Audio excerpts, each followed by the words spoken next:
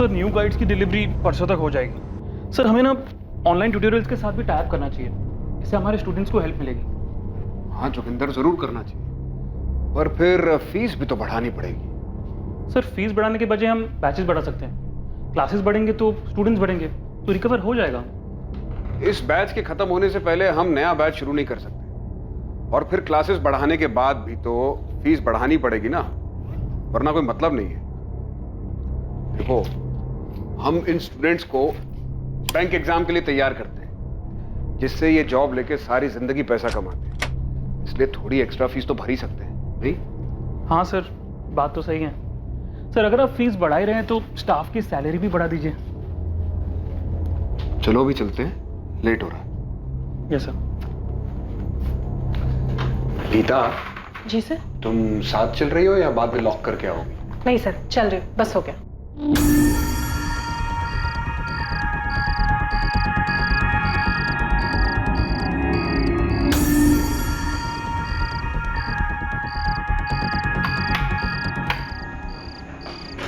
मैंने sample paper download कर लिया, बाकी कल करूंगी। उस सैम्पल पेपर के साथ अगर बैंक इंटरव्यूज हो तो वो भी मेल कर देना। हाँ ठीक है। Thank you. चलो कल मिलते हैं। Yes sir. Good night. Good night sir.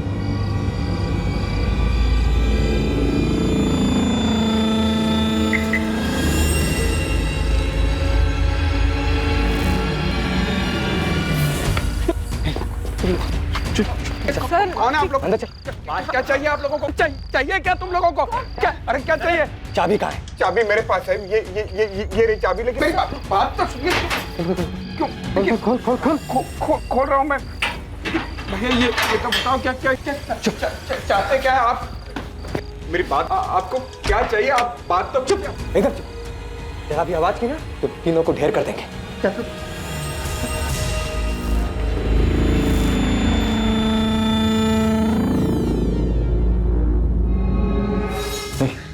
दोनों को अंदर लेके जा। घर चल चल। बांध इसको। अरे चल बांध।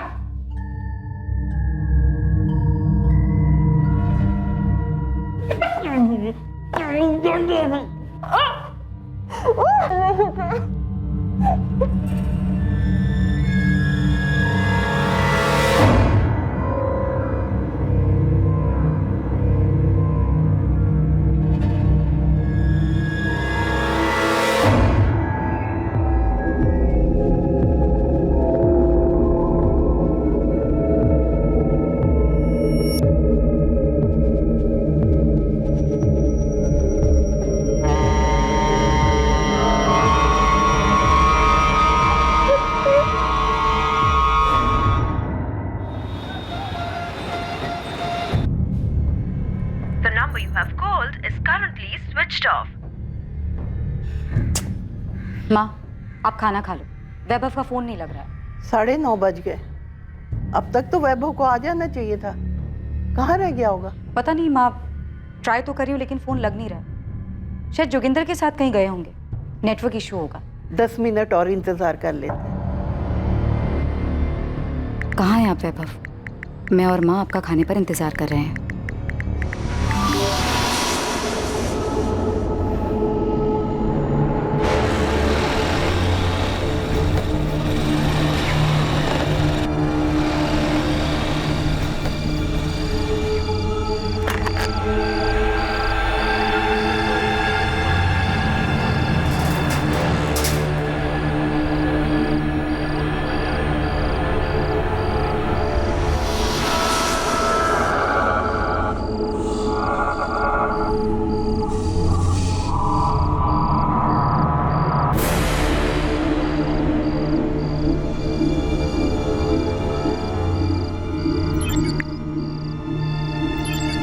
The number you have called is currently switched off. Please try again later. आरती जोशी वैभव जोशी की पत्नी, जो एवी स्टडी सेंटर का ओनर और डायरेक्टर था, उसे ढूंढते हुए स्टडी सेंटर आती है, जहां उसे अंदेशा होता है कि शायद कुछ गलत हुआ है। आरती घर वापस जाकर सेंटर के मेन गेट की डुप्लीकेट चाबी लेकर वापस आती है और दरवाजा खोलती है। स्टडी सेंटर के अंदर जिन हालात से उसका सामना होने वाला था वो बेहद चौंकाने वाले थे।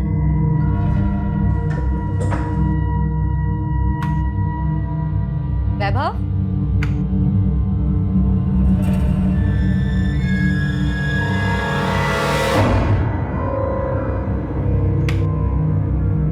वैभव,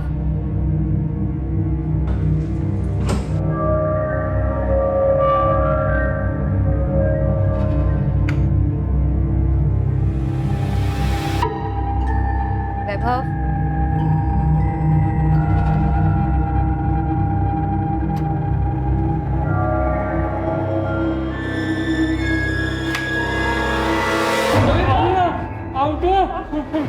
जोगिंदर, गीता,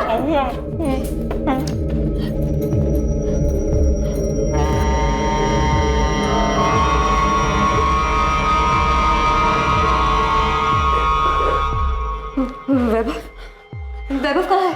पता नहीं मैम, उन्होंने मैं बांधा और बाहर से खुंडी लगा के चले गए। क्या? आरती मैम, वो मुझे लगता है वो वैभव सर को दूसरे वाले क्लासरूम में ले गए होंगे।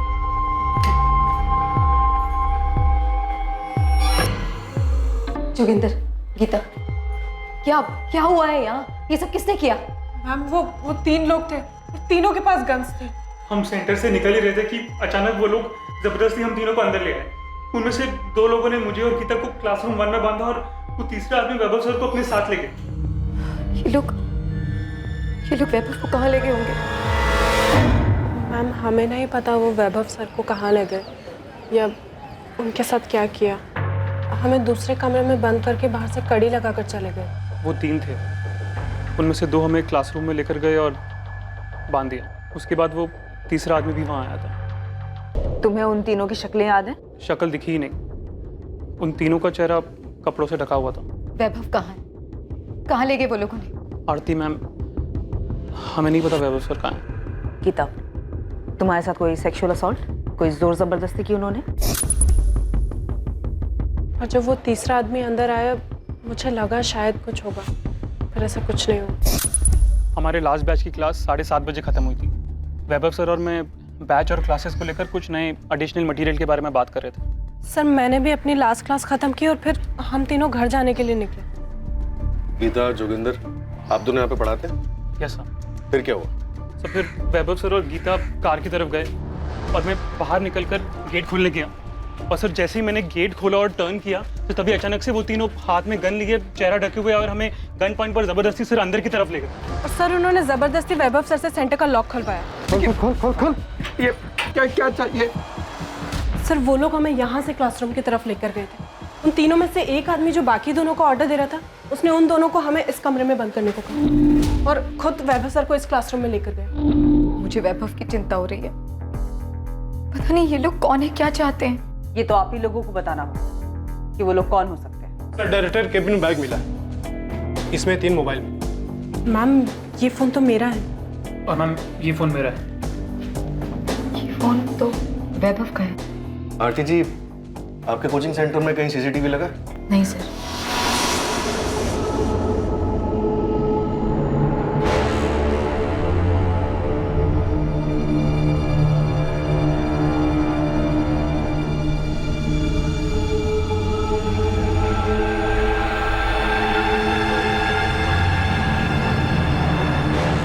आरती बेटा, कौन है ये लोग और क्या चाहते हैं और वैभव को क्यों लेके गए हैं और कहाँ लेके गए हैं? कुछ समझ में नहीं आ रहा है माँ, यहाँ क्या हुआ है?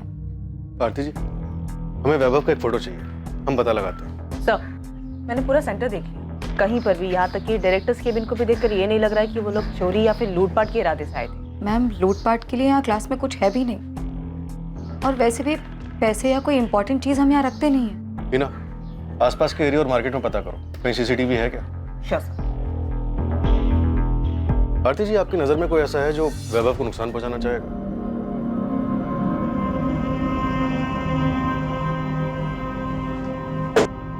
आरती जी, हमने जोगिंदर और गीता से 3 बार पूछताछ की। उनके बयान से यही सामने आया है कि वो तीनों नकाबपोश आपके पति वैभव जोशी के लिए आए थे। लेकिन क्यों? वो लोग मेरे पति वैभव को ही क्यों ले गए? सर वैभव की किसी से क्या दुश्मनी हो सकती है? 5 साल से कोचिंग क्लासेस चला रहा है, पढ़ाने का काम करता है, बिल्कुल सीधी सादी जिंदगी है उसकी।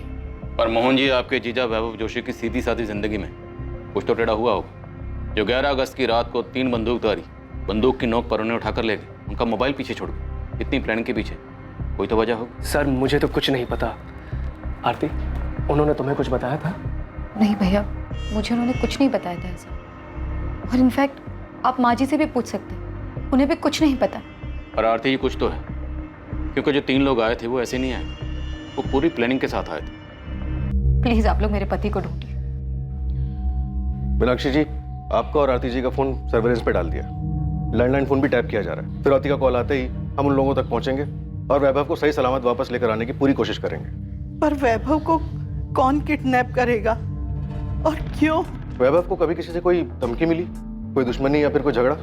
नहीं, वैभव ने ऐसा मुझे कुछ नहीं बताया।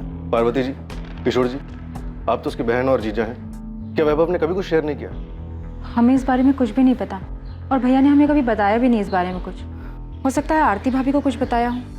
इस बारे में वो भी कुछ नहीं जानता। सर मैंने कोचिंग क्लास के आसपास का एरिया पूरा मार्केट छान मारा, यहाँ कहीं भी सीसीटीवी नहीं मिला और यहाँ कोई एटीएम भी नहीं है कि उसके सीसीटीवी से हमें कुछ मिल जाता। पहली बार आरती 10:45 पौने 11 बजे सेंटर पर आई, फिर चाबी लेकर 11 बजे दोबारा आई, तो मतलब वो 11 बजे से पहले ही वैभव को ले गए होंगे। आसपास के लोगों से, दुकानदार से पता किया? सर मैंने मार्केट के लगभग सभी दुकान वालों को वैभव की फोटो दिखाई, सबका यही कहना है कि किसी ने कोई खास ध्यान नहीं दिया। 9-10 बजे तक लगभग सभी दुकानें बंद भी हो जाती हैं। उसके बाद वो लोग वैभव को कहीं लेके गए होंगे तो ज्यादा लोग रास्ते पर रहे नहीं होंगे। ठीक है, सेंटर के लोगों से बात करनी पड़ेगी। इस कोचिंग सेंटर में कुछ तो अजीब हुआ है। 3 लोग आते हैं और वैभव को उठा के ले जाते हैं, जबकि जोगिंदर और गीता को बिना नुकसान पहुंचाए वहीं छोड़ जाते हैं। 11 अगस्त की घटना निश्चित तौर पर एक ऐसे हैरतअंगेज जुर्म की तरफ इशारा कर रही थी जहां 3 हथियारबंद नकाबपोशों ने हमला तो किया, लेकिन जोगिंदर और गीता को बिना नुकसान पहुंचाए सिर्फ वैभव जोशी को साथ लेकर फरार हो गए। यह घटना क्या वाकई किडनैपिंग की थी या सिर्फ वैभव जोशी को चोट पहुंचाने की एक सोची समझी साजिश? अरविंद, 5 साल पहले जब ये कोचिंग सेंटर खुला था, आप तब से यहाँ पर काम कर रहे हैं? जी। तब तो आप सब कुछ जानते होंगे, सेंटर को, सेंटर के लोगों को। जी सर, मैं यहाँ पे सबसे पुराना हूँ। तब तो आप ये भी जानते होंगे कि जो कुछ भी हुआ वो अचानक नहीं हो सकता। मैं भी कुछ ऐसे ही सोच रहा था सर। ऐसा कुछ मतलब? मतलब सर, मैं और जोगिंदर भी यही बात कर रहे थे कि उन लोगों ने वैभव सर को ही क्यों चुना, साथ में जोगिंदर और गीता भी तो थे। करेक्ट, पर हम वैभव की माँ मीनाक्षी जी और उनकी बीवी आरती दोनों के मोबाइल के साथ साथ लैंडलाइन भी टैप कर रहे हैं। अभी तक फिरौती का कोई कॉल नहीं आया कि ये किडनैपिंग पैसों के लिए तो नहीं हुई, माजरा कुछ और। आपको क्या लगता है? मुझे भी ऐसे लगा था सर जब मैंने जोगिंदर से बात की थी।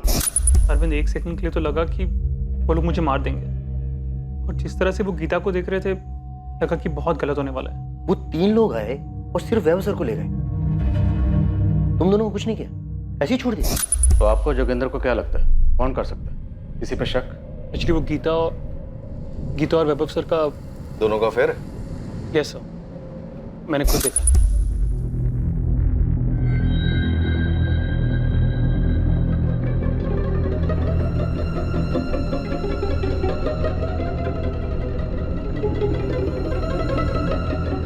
सर एक्चुअली अरविंद को भी उनके अफेयर के बारे में पता है, इसलिए हमें ऐसे लगा कि इस तरह से 3 लोग आए और सिर्फ वैभव को उठाकर ले गए।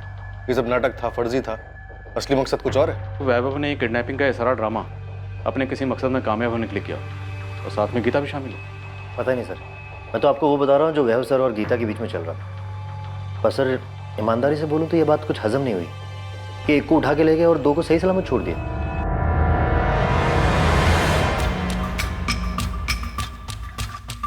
हम वैभव और गीता के कॉल रिकॉर्ड्स देख रहे हैं कि क्या उन्होंने किसी हिस्ट्री शीटर को हायर किया था सब कुछ करने के लिए। बाकी तो अपने लेवल पे पता कर। ठीक है साहब, मैं अपना नेटवर्क काम पे लगा देता हूँ। बाकी अगर ये अंदर की मिलीभगत है तो मुझे लगता नहीं कि किसी हिस्ट्री शीटर को ये काम दिया हो, बल्कि 99.9% बोल सकता हूँ कि गन भी नकली होंगी। अपनी थ्योरी लगाना बंद कर उस्मान, और जो बोला है वो पता कर कि क्या ऐसा कुछ कोई ड्रामा था, और इस ड्रामे को खेलने के लिए क्या किसी हिस्ट्री शीटर को हायर किया गया था?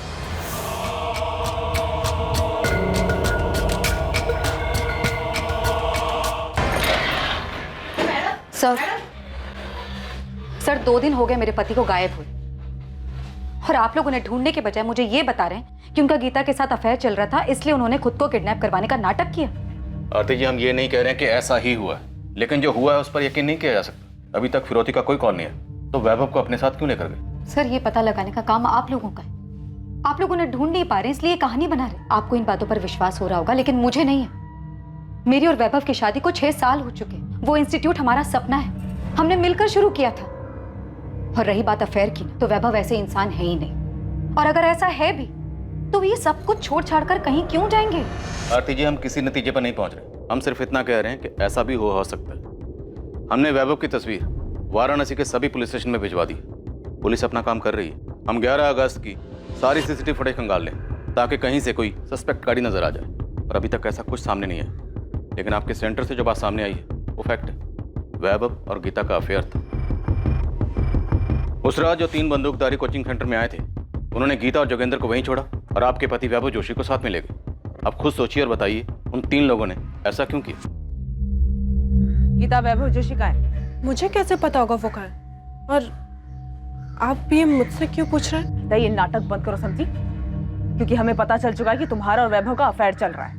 हाँ, मेरा और वैभव सर का अफेयर चल रहा है, पर इसका मतलब ये तो नहीं ना कि मैंने उनकी किडनैपिंग करवाई है। अगर तुमने नहीं करवाई तो फिर किसने करवाई? वैभव ने। वो अपनी किडनैपिंग खुद क्यों करवाएगा? अरे माना हम रिलेशनशिप में, पर इस किडनैपिंग से हमारा क्या फायदा हो सकता है? आप ही बताइए, क्योंकि ये भी तो आप ही का कहना है कि किडनैपिंग फेक है। खुद को किडनैप करा के वैभव सर को क्या मिलेगा?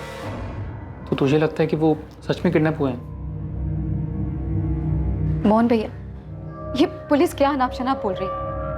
उनका कहना है कि वैभव और गीता का अफेयर चल रहा है, जबकि मैं जानती हूँ ऐसा कुछ भी नहीं है। आरती, तुम्हें कोचिंग क्लासेस से ब्रेक लिए हुए पूरा 1 साल हो चुका है। तो क्या हुआ? वैभव मेरा बेटा है, मैं उसे अच्छी तरह जानती हूँ। माँ जी, आरती, हम सब जानते हैं कि वैभव कैसे है, मगर उस गीता ने पुलिस के सामने बयान दिया है कि उसका वैभव के साथ में अफेयर चल रहा है। ये गीता वीता जो कोई भी हो ना, झूठ भी तो बोल सकती है। मगर माँ जी, अगर किसी औरत का किसी शादीशुदा मर्द के साथ नाम जुड़ता है और वो बात सच भी हो तो भी औरत मानती नहीं है, झुटला देती है। लेकिन यहाँ तो उल्टा ही हो गया है।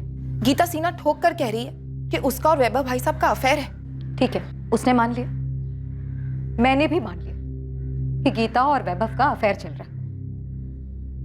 लेकिन इससे ये कैसे साबित होता है कि मुझे छोड़कर गीता के साथ जाने के लिए उन्होंने खुद को किडनैप करवा लिया? क्यों? अब भी आप यही कहेंगे कि आपको नहीं पता वैभव कहाँ है? हाँ हाँ हाँ, और कैसे कहूँ, कितनी बार कहूँ आपसे? मैं सिर्फ कह नहीं रही हूँ, मुझे सच में नहीं पता वैभव सर कहाँ है। ठीक है, अभी आप जा सकती हैं, लेकिन सिर्फ यहाँ से, वाराणसी से बाहर नहीं, क्योंकि अब तो आपको पता है ना कि हमें पता है कि आपके और वैभव के बीच में क्या चल रहा है। सर 4 दिन हो गए गीता और वैभव के कॉल रिकॉर्ड छानते हुए, लेकिन ऐसा कुछ नहीं मिला जिससे लगे कि ये दोनों ऐसी कोई प्लानिंग कर रहे थे। देखा जाए तो आरती का पॉइंट तो सही है। इस तरह खुद को किडनैप करवा के वैभव को क्या हासिल होगा? उसके बैंक अकाउंट तक आरती के साथ ज्वाइंट में है। 1 पैसा इधर से इधर नहीं हुआ। बात तो सही है सर, वैभव ऐसा क्यों करेगा? कोचिंग क्लासेस खोलना उसका सपना था। एग्जैक्टली, वही तो पॉइंट। हेलो, आपको अंदाजा है हमारे देश में कितने लोग बेरोजगार हैं? कौन बोल रहा? देश में फैली बेरोजगारी का अंदाजा है कुछ? पहले तुम बताओ, तुम बोल कौन रहे हो? मैं वो हूँ जिसका कोई चेहरा नहीं है, उन लाखों करोड़ों में से एक बेरोजगार जो एक नौकरी पाने के लिए दर दर ठोकरें खा रहा है। तुम ये बताओ कि मुझसे क्या चाहते हो? 1 साल की कोचिंग की फीस 60,000 रुपये, 40,000 रुपये ऊपर से नौकरी दिलवाने की गारंटी के। कितने हुए? पूरे 1 लाख रुपए। मैं अकेला नहीं हूँ जिसने 1 लाख रुपए भरे। 1 लाख भरने के बाद भी नौकरी नहीं है। क्या इस सब का वैभव जोशी के एवी कोचिंग सेंटर से कुछ लेना देना है? जब कोई बिना रोजगार भूखा मरता है ना, पूरे 1 लाख रुपए भर के, तब उसकी परेशानी किसी को नहीं दिखती, उसकी समस्या, उसकी मेहनत। पर अब मैं निश्चिंत हूँ, क्योंकि अब आपके पास भी एक परेशानी है, ये जानने की कि जिसने मुझे परेशान किया उसके साथ क्या हुआ, क्यों हुआ। हेलो हेलो, दिलीप, पता करो ये फोन कहाँ से है। पता करता हूँ सर।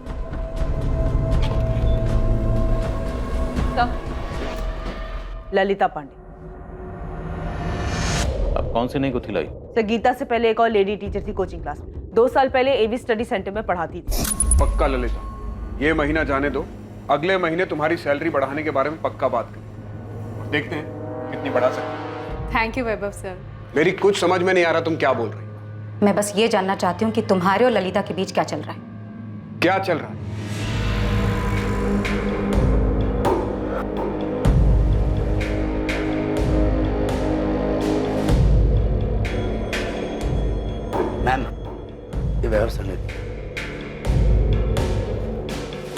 ये क्या है?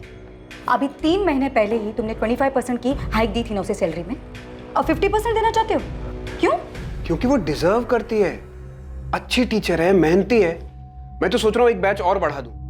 वो सुबह क्लास देने को तैयार है और हमारे पास स्टूडेंट्स भी हैं। हाँ, मॉर्निंग का बैच होगा तो तुम्हें भी जल्दी जाना पड़ेगा ना। बैच का बैच चलेगा और साइड बाय साइड तुम्हारी ऐश भी, है ना? आरती तुम वैभव, तुम अच्छी तरह से जानते हो कि मैं एक सक्सेसफुल बैंकर रह चुकी हूँ। बिजनेस और उसकी बारीकियां ना अच्छी तरह से पकड़ लेती हूँ, और मुझे नजर आ रहा है कि मेरा बिजनेस और मेरी पर्सनल लाइफ ना दोनों कहाँ जा रहे हैं। तुम गलत सोच रही हो। मेरे और ललिता के बीच में ऐसा कुछ नहीं चल रहा। कुछ नहीं चल रहा है ना? ठीक है, तो कल जाकर ललिता से ना सामने सामने पूछ लेते हैं कि तुम दोनों के बीच क्या है और क्या नहीं। जहां एक तरफ गीता के साथ वैभव का अफेयर इस किडनैपिंग के पीछे की वजह दिखाई दे रहा था, वहीं दूसरी तरफ सामने आया एक अज्ञात फोन कॉल जिसमें नौकरी देने का झांसा देकर पैसे लेने की बात भी सामने आई। फिर अचानक ललिता नाम की महिला का खुलासा हुआ। ललिता 2 साल पहले एवी स्टडी सेंटर में पढ़ाती थी, जिसका वैभव के साथ अवैध संबंध था। क्या वैभव के अगवा होने के पीछे इन 3 कारणों में से कोई एक कारण था, या वजह कुछ और ही थी? तहकीकात के दौरान इस केस में अभी पुलिस के सामने कई चौंकाने वाले सच आने बाकी थे। पहले गीता, अब ललिता, योगेंद्र शर्मा, अरविंद कश्यप, वैभव जोशी के बारे में और क्या बताना बाकी है? आप सब कुछ एक साथ बताओगे या आप भी किस्तों में बताओगे? नहीं सर, वो हमें बाद में लगा कि वैभव सर गीता के कारण खुद की किडनैपिंग क्यों कराएंगे, इससे उन्हें क्या मिलेगा, बल्कि जो है वो भी चला जाएगा। सब फिर याद आया कि 2 साल पहले जब वैभव सर का ललिता के साथ रिलेशन था, तब आरती मैम भी यहाँ काम करती थी। और जब आरती मैम को इन दोनों के बारे में पता चला तो उन्होंने तमाशा किया और बहुत बेइज्जती करके ललिता को कोचिंग सेंटर से निकाल दिया था। चल, रेजिग्नेशन दे और निकल जा यहाँ से। दोबारा ना अपनी शक्ल मत दिखाना मुझे। आरती, पहले लेकिन मेरी बात तो सुनो। लेकिन कुछ नहीं। क्या बात सुनो तेरी? हाँ, अपनी नौटंकी की दुकानदारी उठा और दफा हो जाए यहाँ से। अगर मैं जाने से मना कर दूं तो? मना करके तो देख, ऐसी हालत करूंगी ना तेरी तो सोच भी नहीं सकती। धमकी नहीं दे रही हूं, सच बोल रही हूं। मैं और वैभव पति पत्नी है। तेरी तरह हर किसी का पैसा देखकर ना मुंह नहीं मारते फिरते हम लोग।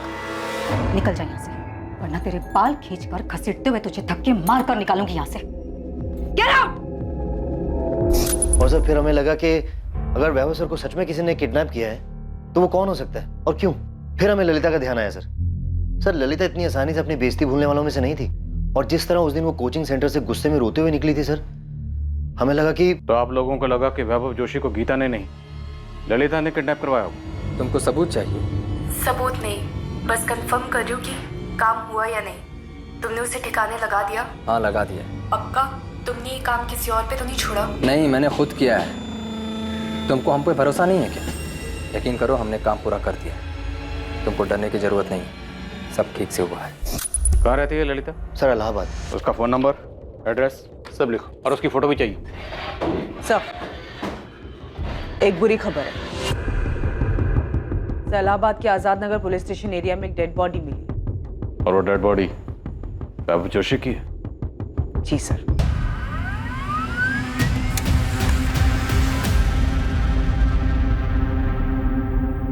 मतलब ये झूठा किडनैपिंग का नाटक नहीं था। जोगिंदर और गीता की तरह इसके भी हाथ और मुंह बांधा गया था। Yes sir. सब आजाद नगर पुलिस स्टेशन हमें बॉडी हैंडओवर कर रही है। 14 वार किए गए, इतनी बेरहमी से। इस बेरहमी की कोई तो वजह होगी। अगर उन्होंने उसे मारना ही था तो कोचिंग सेंटर में क्यों नहीं? 3 घंटे का रास्ता तय करके इस तरह इलाहाबाद क्यों लेकर गए? हत्यारे वैभव को अगवा कर कत्ल करने के मकसद से ही आए थे, लेकिन इस जुर्म को अंजाम देने वाले अपराधी से पुलिस की इन्वेस्टिगेटिंग टीम न सिर्फ अनजान थी बल्कि कोसों दूर थी। वैभव जोशी की जिंदगी से जुड़े कई और पक्ष अब पुलिस के सामने आने वाले थे।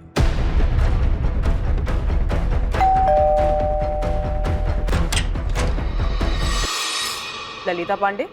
जी, मैं ही हूँ ललिता पांडे। अगर आप ललिता पांडे हैं तो फिर आपको ये भी मालूम हुआ होगा कि वैभव जोशी का मर्डर हुआ है। नहीं, अभी आप ही से पता चला, बुरा लगा सुनकर। अच्छा, हमने सुना है कि एक टाइम था जब आप दोनों काफी करीब थे। सही सुना है आपने, थी। सर एक्चुअली ये बात यहाँ सबको पता है कि नौकरी की गारंटी के लिए कुछ कैंडिडेट एक्स्ट्रा पैसे दिया करते थे, पर हाँ ये है कि सबके साथ ऐसा नहीं होता था। यस सर, क्योंकि मुझसे भी वैभव सर ने कभी कोई ऐसी बात नहीं कही और ना ही कभी फीस के अलावा कोई पैसे दिए। हाँ, मैंने भी नहीं दिए सर।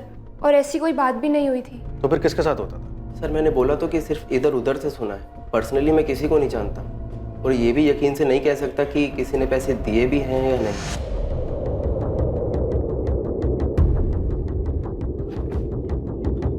सर मुझे कुछ बताना था आपको। वो तो मैं तुम्हारी शक्ल देखते ही समझ गया। बोलो। सर मैंने भी जॉब गारंटी के लिए वैभव सर को पैसे दिए थे। देखो योगेश, ये लीगल तो है नहीं कि लिख के दे दूं कि नौकरी मिल जाएगी। हाँ, जबान दे सकता हूँ कि नौकरी मिल जाएगी। अब भरोसा कर सकते हो तो ठीक है, ये तो कोई बात नहीं। सर भरोसा है सर मैं पैसे भी दे दूंगा, पर नौकरी तो मिल जाएगी ना सर मुझे नौकरी की बहुत जरूरत है। अरे नौकरी की जरूरत किसको नहीं है, मैं तो सिर्फ 50,000 बोल रहा हूँ, लोग लाखों लिए घूम रहे हैं। अब मेरी बात ध्यान से सुनो, फीस के अलावा 50,000 देने होंगे, वो भी कैश में, और ये बात जाके बाहर किसी को बताना मत। सर मैंने उन्हें पैसे दिए थे सर, अब मेरे पैसे, मेरी नौकरी का क्या होगा सर? निखिल बता रहा था कि वैभव जोशी ने और भी स्टूडेंट से पैसे लिए थे। बता सकते हो किस किस से लिए थे? सर पैसे तो बहुत लोगों ने दिए होंगे, किस किस ने दिए ये नहीं मालूम सर, पर जिस दिन वैभव सर किडनैप हुए थे उस दिन मुझे एक पुराने स्टूडेंट मिला था मुझे इस कोचिंग सेंटर में। तुम एवी स्टडी सेंटर में हो? हाँ। नौकरी की गारंटी के लिए पैसे दिए हो? दिए हो तभी इतने परेशान दिख रहे हो इनके गायब होने से। आपको कैसे मालूम कि मैंने पैसे दिए हुए? तुम अकेले नहीं हो जिसे नौकरी का जासा डालकर ये कमीना पैसा लिया है। अरे ऐसा मत बोलो भाई, मैंने पूरे 50,000 रुपए दिए। 40 से 50 का डाला? 50,000 तो डूब गए, ना नौकरी मिलेगी और ना ही पैसा। क्या पता शायद वैभव जोशी भी कभी ना मिले। उसने कहा था कि वैभव जोशी नहीं मिलेगा। हाँ सर, कुछ ऐसा ही बोला था उसने। कौन था ये लड़का? कौन था ये तो नहीं मालूम सर, ना मैंने उसे नाम पूछा ना उसने बताया कुछ। इसी कोचिंग क्लास में आता था वो? मैंने उसे देखा तो नहीं कभी, पर कभी तो आया होगा ना सर, तभी तो उसको मालूम है कि वैभव सर नौकरी की गारंटी के लिए पैसे लेते हो। दिलीप, आज से लेकर पिछले 5 साल तक एवी कोचिंग सेंटर के जितने भी स्टूडेंट्स हैं सबकी डिटेल निकलवा। Yes sir. मैं भी एडमिन ऑफिस से डिटेल्स निकलवाता हूँ, वहाँ पता चल जाएगा कि लड़का कौन था जो योगेश से मिला था। तब तक मैं आरती से मिलता हूँ। अगर वैभव जोशी नौकरी देने के नाम पर झांसा देने वाला कोई रैकेट चला रहा था तो उसकी बीवी आरती को तो पता ही होगा। Right sir.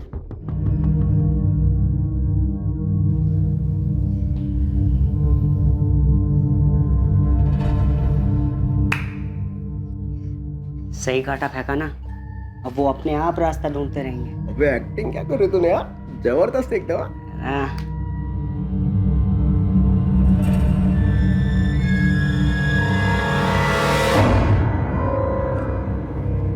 सीधा सीधा मेरा नाम आगे करना जरूरी था क्या? समझो जरा, तुम्हारी बात निकली तभी तो ललिता तक गई। लेकिन मैं ललिता नहीं हूँ, ना ही मैं चाहती हूँ जैसा उसके साथ हुआ वैसा मेरे साथ भी। मैं सबके सामने तमाशा बन गई थी, और मेरे और आरती के बीच में जो भी हुआ उसमें भी मेरा ही तमाशा बना। और सबसे बढ़कर वैभव, उसने भी हमारे रिलेशन को तमाशा बनाकर रख दिया था। वैभव ने आपके प्यार का तमाशा बनाया तो आपने बदला ले लिया, जान से मार दिया। बदला? 2 साल बाद बदला लेकर मुझे क्या मिलेगा? मैंने जो खोया है वो वापस कभी नहीं आ सकता। प्यार करती थी मैं वैभव से, शादी करना चाहती थी उससे। अगर तुम आरती को छोड़ दोगे तो उसकी सारी बदतमीजियों का जवाब मिल जाएगा उसे। निकाल बाहर करो आरती को प्लीज। वैभव, हम साथ में मिलकर अपनी एक नई कोचिंग क्लासेस शुरू कर सकते हैं। डिवोर्स दे दो आरती को। ये जगह मेरे अकेले की नहीं है, उसका भी हिस्सा है इसमें, और सिर्फ उसका ही नहीं उसके भाई का भी हिस्सा है। उसे डिवोर्स दे दूंगा तो मैं बर्बाद हो जाऊंगा। मैं उस कमीनी ललिता को ना क्लासेस से निकाल रही हूँ। अगर तुमने उसे वापस रखने के लिए कोई भी गेम खेला ना वैभव, सच में मैं भाई से बोल दूंगी कि अपने शेयर वापस ले ले।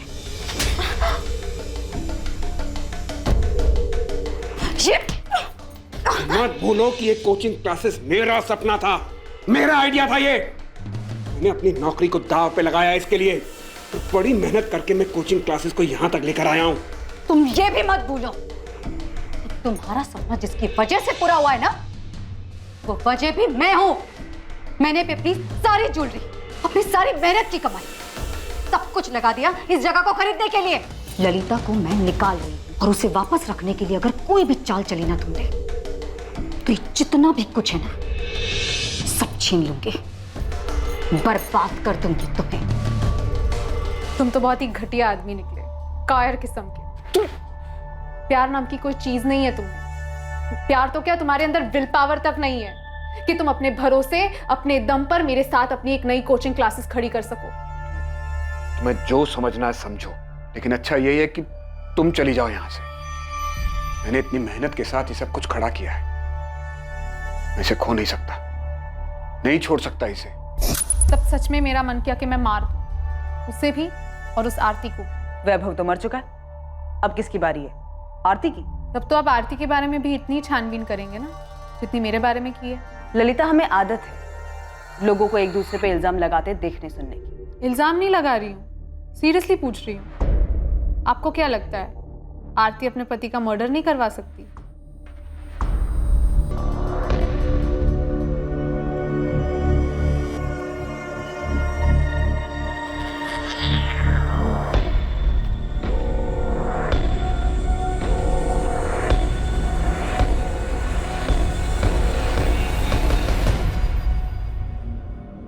योगेश, तुम्हें वाकई में कोई मिला था या फिर तुम झूठ बोल रहे हो? सर मतलब सर, हमने जोगिंदर शर्मा और अरविंद कश्यप दोनों से बात की और दोनों टीचर्स का यह कहना है कि वैभव अलग से बुलाकर स्टूडेंट से जॉब के नाम पे पैसे नहीं ले सकता। सर अगर आपको ऐसा लगता है तो आपको हमारे पास आकर पूछना ही नहीं चाहिए था सर कि सर नौकरी के बदले पैसे लेते थे या नहीं। आप सीधा जोगिंदर सर या अरविंद सर से ही पूछ लेते। साहब, हिस्ट्री शटर मार्केट तो पूरा छान मारा हमने, पर अभी तक कहीं से भू नहीं है कि वैभव जोशी को किडनैप करने और मारने के लिए किसको हायर किया गया था। आपको किसी कॉल रिकॉर्ड से कुछ नहीं मिला क्या? हम अभी तक वैभव जोशी के एक्स्ट्रा मैरिटल अफेयर और एक टिप कि वो नौकरी के नाम पर पैसे खाता था, बस इसी में झूल रहे। सर, आप वैभव की पत्नी आरती को खंगाली। मैं भी थोड़ा डीप में जाता हूँ, पता नहीं क्यों मुझे ऐसा लगता है कि ये मैटर आरती से कनेक्टेड है। सर ललिता भी यही तुक्का लगा रही थी। किसी के कॉल रिकॉर्ड से कुछ नहीं मिला, एक भी नंबर ऐसा नहीं मिला जिससे लगे गड़बड़ हुई। नहीं सर, लेकिन वैभव के कॉल रिकॉर्ड से इतना पता चला है कि वो अपनी कोचिंग सेंटर की कई लड़कियों के साथ टच में था और जब मैंने उन सभी लड़कियों से बात की तो सबका यही कहना है कि वो सब क्लासेस और पेपर्स के बारे में बातचीत करती थी। शादीशुदा होकर 2 साल पहले तक ललिता से अफेयर था। ललिता के जाने के बाद 6 महीने पहले ये गीता आई, फिर इसके साथ शुरू हो गए एक और अफेयर। सर ये गीता, ये यहाँ सिर्फ टीचर बनकर नहीं आई, ये इससे पहले सेंटर में स्टूडेंट भी रह चुकी है। सर, जिस नाराज बेरोजगार का आपको कॉल आया था, मैं वो हूँ जिसका कोई चेहरा नहीं है। उसका नाम, एड्रेस सब फर्जी। उस सिम से सिर्फ एक ही फोन किया गया था जो आपको आया था। और सर वो योगेश पाल जिसने हमें लीड दी थी कि वो कोचिंग क्लास के किसी एक्स स्टूडेंट से मिला था, जिसने बताया था कि वैभव नौकरी का लालच देकर पैसे लेता था। नजर रखो इस योगेश पाल पर, जिस बेरोजगार की ये बात कर रहा है हो सकता है ये खुद ही हो और झूठ बोलकर हमें गुमराह कर रहा है।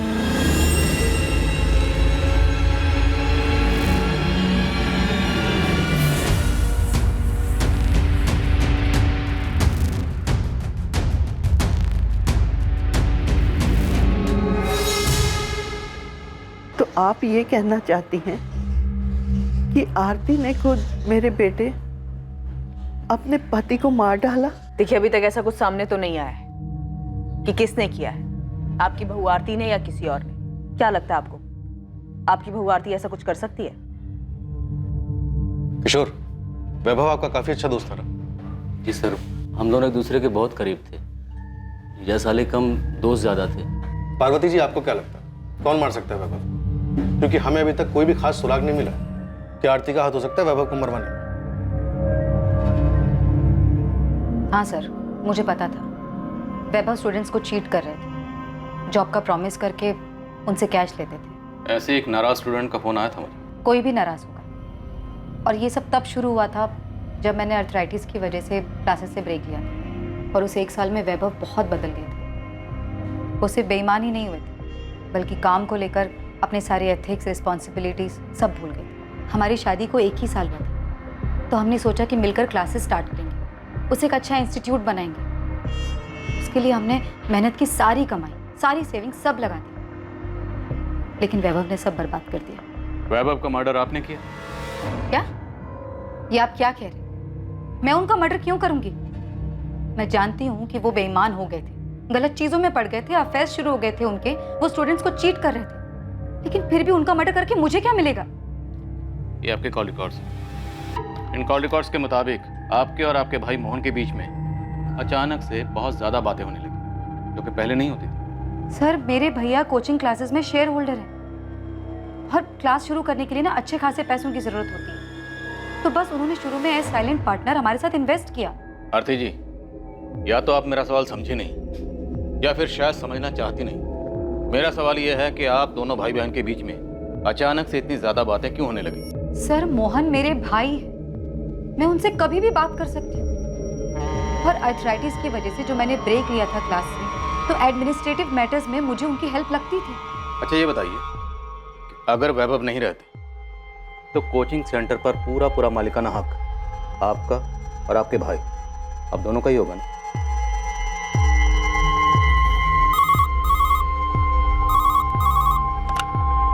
हेलो, उस्मान बोल रहा हूँ। आरती भी आपके सामने है।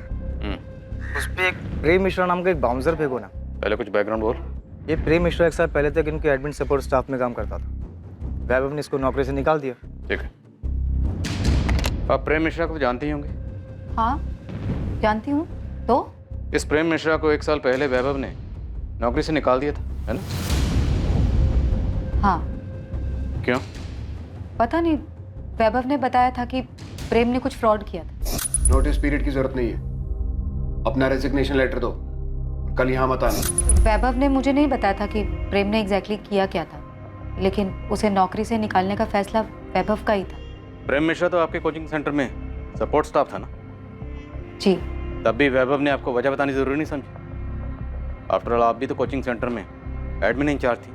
वैभव ने प्रेम को कई बार जाली साइन करते हुए और चेक से पैसे निकालते हुए पकड़ा था। अब ये तो प्रेम मिश्रा ही बताएगा कि उसने क्या घपला किया था। ये सारे सवाल आप मुझसे क्यों पूछ रहे हैं? बेफिक्र रहिए, ये सारे सवाल हम प्रेम मिश्रा से भी पूछेंगे उससे कि उसने क्या घपला किया था।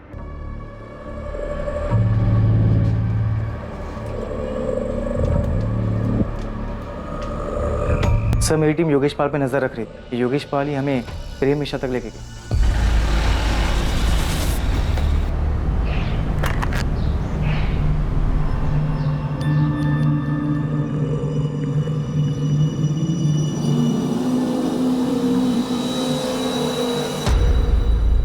साहब उसी दिन मुझे योगेश पे शक हुआ, सोचा देखे आखिर ये चीज़ क्या है। देखो तो साहब क्या निकला, एक्स स्टूडेंट नहीं एक्स एम्प्लॉय के साथ मिला जिसे नौकरी से निकाला गया। अभी इस्तीफा दे और निकल यहाँ से। ये प्रेम मिश्रा हमारे सामने नहीं आया था। अब ये बताओ कि तुमने इस प्रेम मिश्रा को बाउंसर आरती के सामने फेंकने के लिए क्यों कहा था?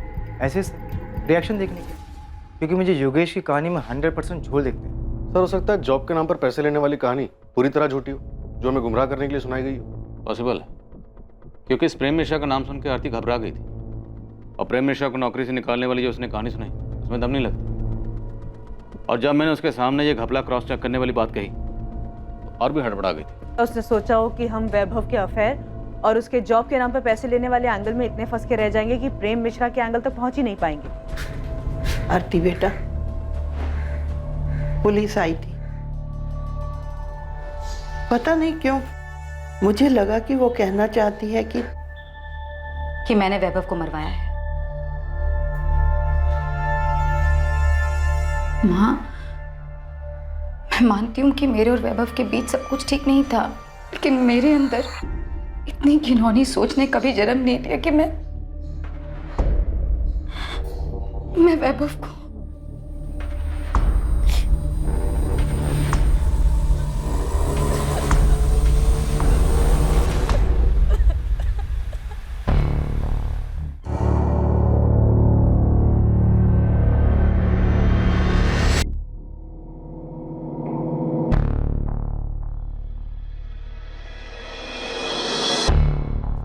मैडम ने आप लोग को बुलाया है।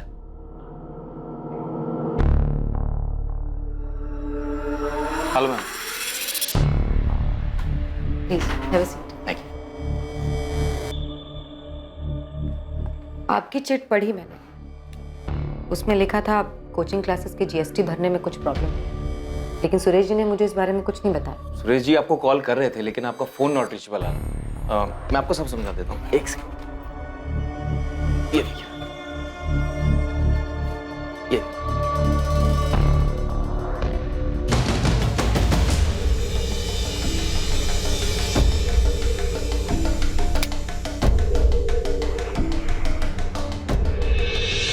कहाँ? कोचिंग सेंटर में? कब? सर आपको वैभव जोशी याद है? हाँ, वो एवी कोचिंग सेंटर वाला ना? हाँ सर। उसकी बीवी आरती जोशी का मर्डर हो गया। कब? कहाँ? सर कोचिंग क्लासेस, उसके खुद के केबिन में। सर वीना क्राइम स्पॉट पर पहुंच रही है। ये आरती बेल पर बाहर थी? Yes sir. आप मुझ पर ये इल्जाम नहीं लगा सकते। हाँ, मैं मानती हूँ प्रेम के साथ मेरा अफेयर था, लेकिन ये अफेयर मैंने वैभव से बदला लेने के लिए किया था। आरती जोशी, बहुत हो गया, बहुत घुमा लिया, अब खेल खत्म। हमें पता है कि आपने प्रेम मिश्रा के साथ मिलकर ये सारी प्लानिंग की। मैंने कोई प्लानिंग नहीं की, किसी को नहीं मारा है। मिलिए, आ गए आपके प्रेम। तो प्रेम मिश्रा जी, प्रेम से बोलेंगे या थोड़ा कष्ट का मिश्रण करें? सर वैभव को मारने का प्लान आरती का ही था। ये झूठ बोल रहा है। सर मैं झूठ नहीं बोल रहा हूँ। आरती, आरती सब खत्म हो चुका है, तुम भी सच मान लो। नहीं, ये सच नहीं है, ये झूठ बोल रहा है। इसने मारा है वैभव को और अब इल्जाम मुझ पर लगा रहा है। मेरा इसमें कोई हाथ नहीं है। आरती जोशी, इस तरह चीखने चिल्लाने से आप गुनहगार से बेगुनाह नहीं बन जाएंगे। और आरती, वैभव के मर्डर में तुम्हारा मोटिव और हाथ दोनों क्लियर है। क्या सच में आरती वैभव के मर्डर की मास्टरमाइंड थी? हम गलत तो नहीं थे? आरती, सर किसने मारा मेरी बहन को? सर मैं इस कोचिंग का एडमिन इंचार्ज हूँ, चंदर सक्सेना। सर 2 लोग आए थे, उन्होंने बोला कि वो सीए फर्म से आए हैं और उन्हें आरती मैडम से जीएसटी के बारे में कुछ बात करनी है। जीएसटी के बारे में बात करनी है, टैक्स फाइल करने में कुछ प्रॉब्लम आ रहा है। हाँ तो मुझे बता दीजिए, मैं यहाँ का एडमिन इंचार्ज हूँ। सुरेश जी की बात हो गई है मैडम से, आप बस उन्हें इन्फॉर्म कर दीजिए। ठीक है, आप बाहर रिसेप्शन पे वेट करिए, मैं उनको बताता हूँ जी। और सर फिर मैंने चिट लेकर राम सेवक को भेजा कि वो आरती मैडम को जाके इन्फॉर्म कर दे। फिर मैडम ने पर्ची पढ़ी और उन दोनों को अंदर भेजने के लिए कहा। और वो लोग मर्डर करके ऐसे निकल गए, किसी ने कोई आवाज़ नहीं सुनी? आरती के चीखने की भी कोई आवाज़ नहीं आई? नहीं सर। साहब मैंने उन दोनों को जाते हुए भी देखा और मुझे लगा मीटिंग खत्म हो गई होगी। मुझे लगा ही नहीं कि वो कातिल थे और आरती मैडम का खून कर चुके थे। वो तो जब मैं उनके केबिन में चाय देने गया तो देखा कि वो कुर्सी पर मरी पड़ी है।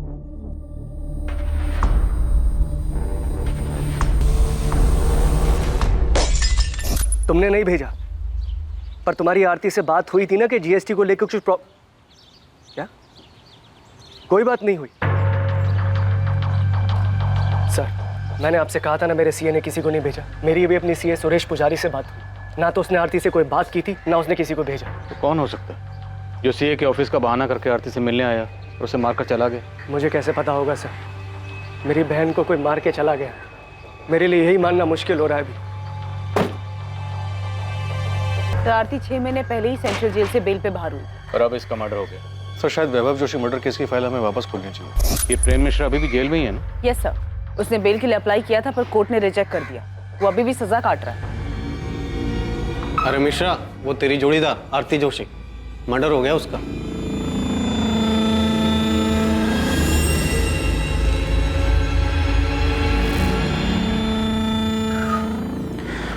किसी ने सच ही कहा है, जैसी करनी वैसी भरनी।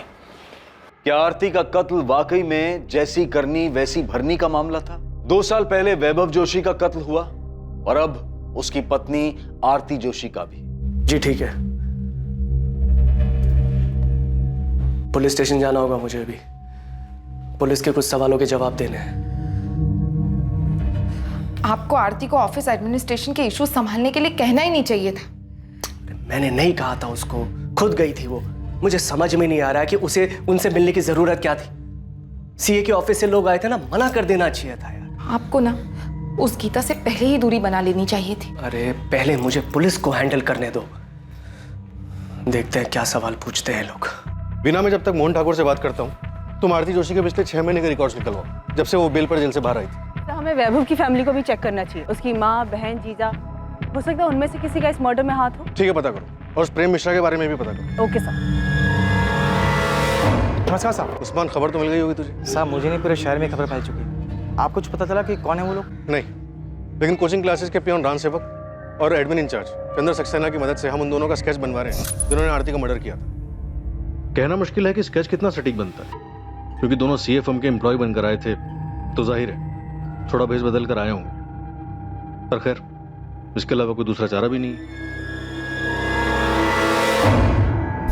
कुछ भी करके इन्हें ढूंढ निकालना हो, अपने सारे सोर्सेज, अपने सारे नेटवर्क का इस्तेमाल करें। हमेशा कहा कि वैभव के मर्डर में हम आरती को लेकर गलत थे। एक बार इसका छाप मारना दो साहब।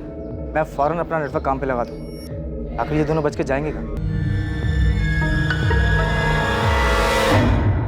दिलीप, हमें आरती के खिलाफ ठोस सबूत जुटाने होंगे। हम प्रेम मिश्रा और उसके साथियों के बयान पर भरोसा नहीं कर सकते, क्योंकि आरती कोर्ट में यही कहेगी वो बेकसूर है। ऐसे में उसे सजा दिलवाना मुश्किल होगा। 2 साल पहले यानी कि 2017 में पुलिस को एक ब्रेक थ्रू मिला था जब उन्हें अपने खबरी से यह खबर मिली कि एवी स्टडी सेंटर का एक स्टूडेंट योगेश पाल प्रेम मिश्रा के संपर्क में है। वो प्रेम मिश्रा जो कभी स्टडी सेंटर में काम करता था, आरती जोशी का एडमिनिस्ट्रेटिव डिपार्टमेंट में सहायक था और आरती के साथ उसका अफेयर भी था। ये सारी जानकारी पुलिस के लिए वैभव मर्डर केस में बहुत महत्वपूर्ण साबित होने वाली थी। उस केस में, जिस केस में पुलिस के पास अब तक कोई क्लू नहीं था, कोई सही अंदाजा नहीं था कि वैभव जोशी का मर्डर किसने और क्यों किया। इस केस में पहली सफलता पुलिस को योगेश पाल से मिली जब उसे उठाया गया। बहुत घुमा लिया तूने हमें योगेश पाल। हमें पता है तू किसी एक्स स्टूडेंट से नहीं मिला था। सर मैं सच बोल रहा हूँ सर। अबे सच तो तू तब बोलेगा जब हमारा डंडा चलेगा। 50,000 डंडे गिन के मारना इसे। पहचानता है ना इसे? प्रेम मिश्रा। चल बोल, क्या सेटिंग थी तेरी इसके साथ? इतना तो हमें पता है कि नौकरी के नाम पर पैसे खाने वाली कोई बात नहीं थी। सर हमें पैसे मिले थे, 1 लाख मुझे और 1 लाख निखिल को।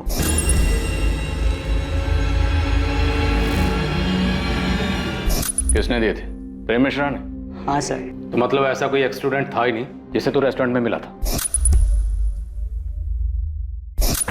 नहीं सर। पुलिस स्टेशन में जो फोन आया था वो किसने किया था? मैंने किया था सर। मैं वो हूँ जिसका कोई चेहरा नहीं है, उन लाखों करोड़ों में से एक जो बेरोजगार घूम रहा है। क्या इस सब का वैभव जोशी के एवी कोचिंग सेंटर से कुछ लेना देना है? जब बिना रोजगार कोई भूखा मरता है ना, वो भी 1 लाख रुपए भर के, तब उसकी परेशानी किसी को नहीं दिखाई देती। पर अब मैं निश्चिंत हूँ, क्योंकि अब आपके पास भी एक परेशानी है, ये जानने की कि जिसने मुझे परेशान किया उसके साथ क्या हुआ, क्यों हुआ। सर मैंने वैभव सर को नहीं मारा सर। सर मुझे और निखिल को 1-1 लाख रुपए मिले थे सर। सर उस दिन जब आप कोचिंग सेंटर आए थे ना सर, तो हमने पहले ही प्लान बना लिया था कि निखिल वो पैसे लेकर नौकरी देने वाली बात उठाएगा और मैं आपको वो पुराने स्टूडेंट की कहानी सुनाऊंगा। योगेश तू पुलिस को फ़ोन करेगा, उसके बाद जब पुलिस पूछताछ के लिए स्टडी सेंटर आएगी तो निखिल तू पैसे लेकर के नौकरी देने वाली बात को हवा देगा। फिर तू पीछे से पुलिस के पास जाएगा और आग में घी डालेगा कि तुझे एक स्टूडेंट मिला था और उन्हें हिंट देगा कि वैभव को शायद उसी ने मारा। तुमने और निखिल ने प्रेम मिश्रा से पैसे लिए, उसका काम किया, और अब कह रहा है कि तुझे नहीं पता। सर मुझे सचमुच नहीं मालूम सर कि उस मिश्रा ने वैभव सर को मारा है या नहीं, पर सर इतना पता है कि उनका कुछ हाथ है इसमें। कुछ हाथ होना भी जुर्म होता है, और जितना तेरा और निखिल का है ना वो भी जुर्म है। सर गलती हो गई सर मुझे पैसे की जरूरत थी सर, मुझे माफ कर दो सर, गलती हो गई सर।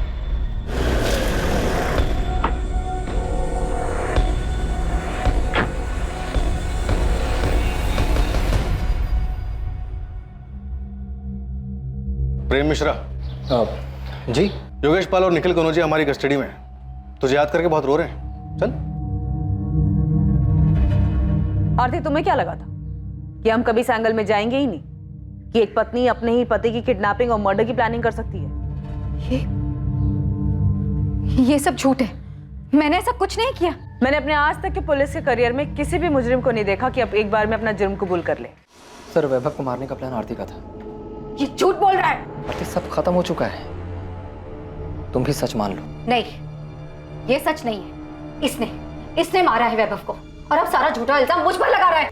मैंने कोई प्लानिंग, मैंने किसी को नहीं मारा है। आप लोग सब लोग मिलकर मुझे फंसाने की कोशिश कर रहे हैं। हाँ, ये झूठी कहानी बना रहे हैं आप लोग। अरे इसने मारा होगा वैभव को अपने या किसी और फायदे के लिए। प्रेम मिश्रा ने अपना जुर्म कबूल किया और अपने दोनों साथियों के नाम बताए, जिसके आधार पर पुलिस ने प्रकाश वर्मा को अरेस्ट किया। वैभव के कत्ल और किडनैपिंग में प्रेम का दूसरा साथी कमलेश जायसवाल भी पुलिस की गिरफ्त में था।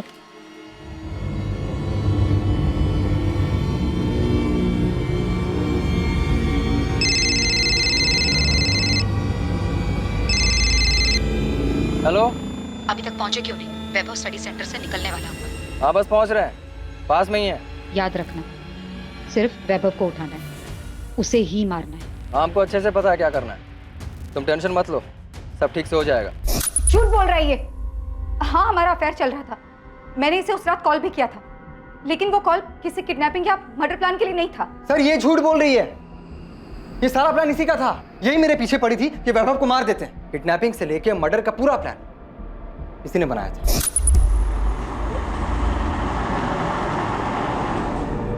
आरती के प्लान से अलग अगर कुछ हुआ था तो बस इतना कि ट्रैफिक की वजह से हम पहुंचने में थोड़ा लेट हो गए थे। जब हम पहुंचे तो वैभव गीता और जोगिंदर के साथ बाहर निकल रहा था। आरती के प्लान के मुताबिक हुआ ही था।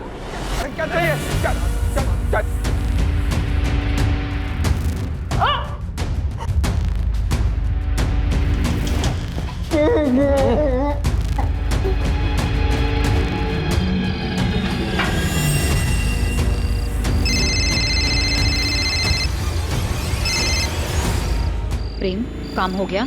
हाँ हो गया, हम वैभव को लेकर के जा रहे हैं। तुम अपना नाटक शुरू कर दो। जैसा बोला है ना वही करना, कोई गलती मत कर देना। अरे हाँ मेरी जान, तुम टेंशन मत लो, सब वैसे ही होगा।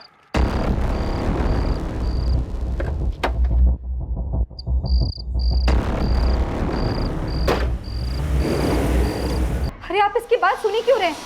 मैंने कोई प्लान नहीं किया। झूठ बोल रहा है ये। सर झूठ मैंने ये बोल रही है, और सर वैभव को मारने के बदले इसने मुझे 12 लाख रुपए देने का और मुझसे शादी करने का वादा भी किया था। पूछिए इससे। क्या बकवास कर रहे हो तुम? कौन आपके पति को मारकर उसका इल्जाम आप पर डालेगा? आरती जोशी, अब नाटक बहुत हो गया, बंद करो, अपना जुर्म कबूल करो। मैं कोई नाटक नहीं कर रही, मैंने कोई प्लान नहीं किया। नहीं मारा है मैंने वैभव को। प्रेम मिश्रा ने झूठ बोलकर मुझे फंसाने के पैसे लिए हैं।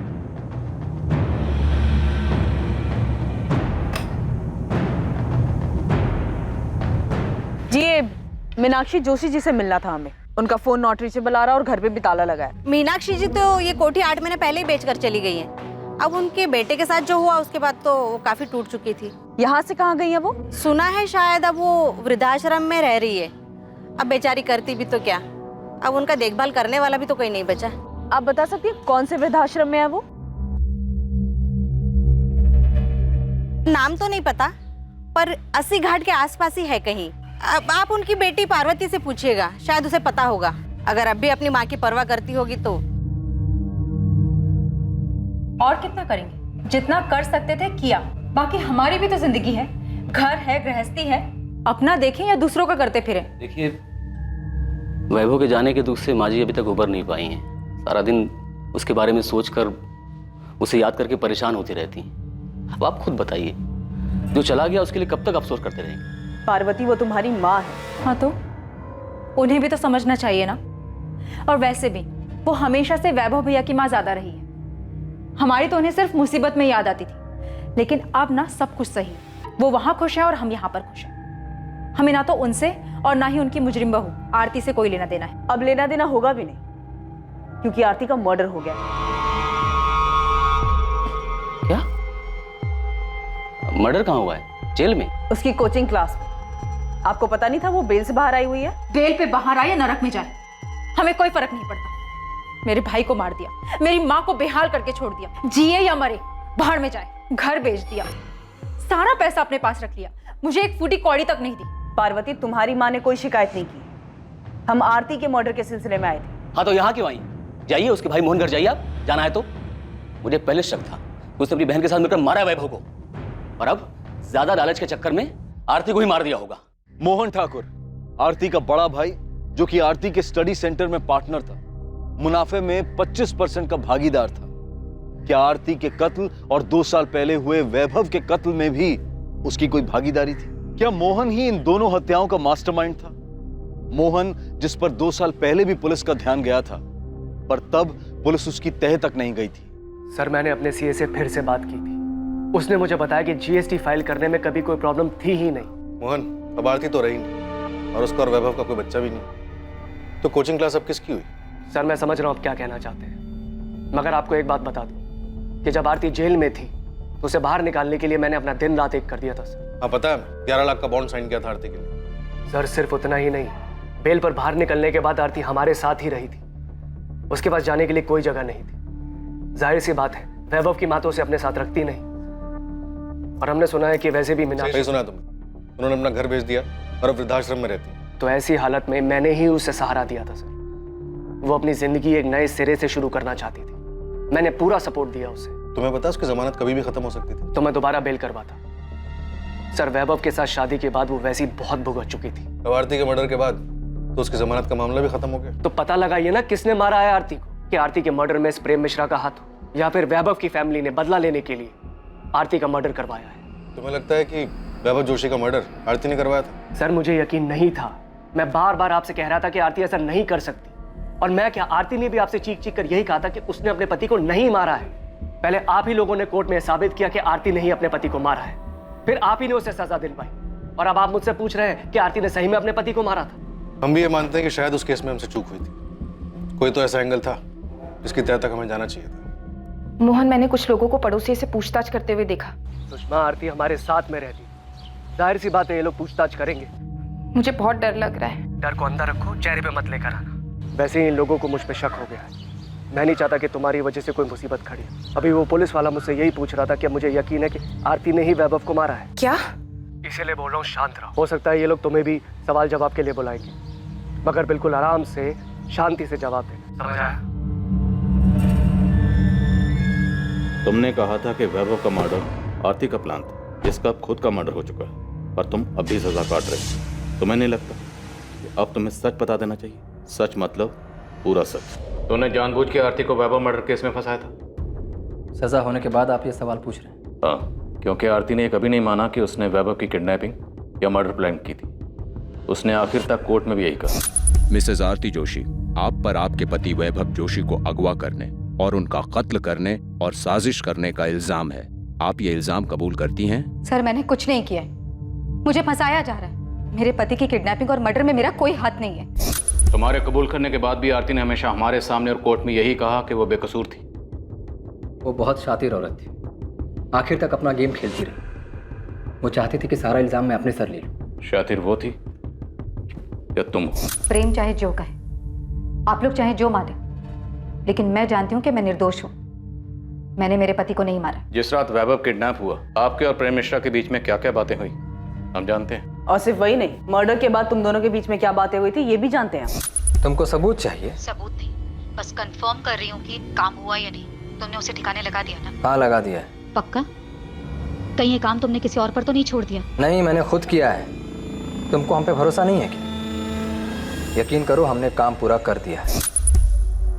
यही वो नंबर है ना जो आप लोगों ने प्रेम मिश्रा के नाम पर लिया था?